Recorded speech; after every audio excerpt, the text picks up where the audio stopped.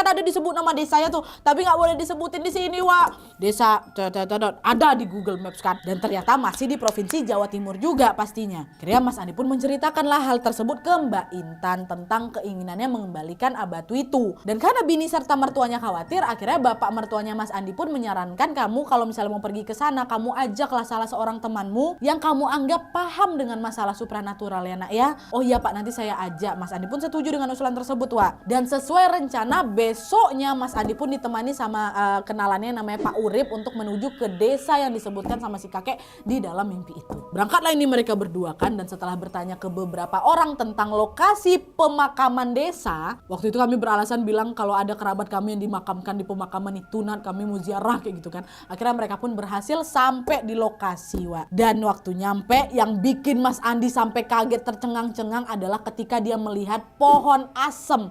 Yang dimaksud sama kakek yang ada di mimpi itu adalah pohon besar yang sama yang Mas Andi lihat ketika dia mau masuk sama keluar ke perkampungan yang dia datangin malam itu tuh.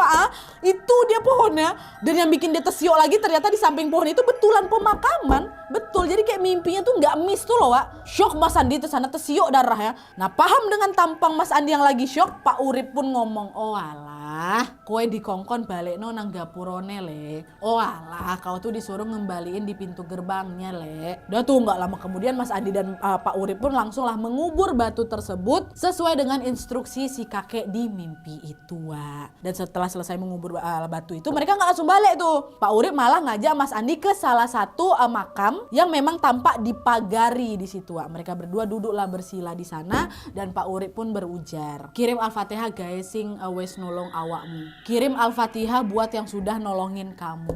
Dan yang membuat hati Mas Andi terenyuh kali, Wak, Pak Urip berkata,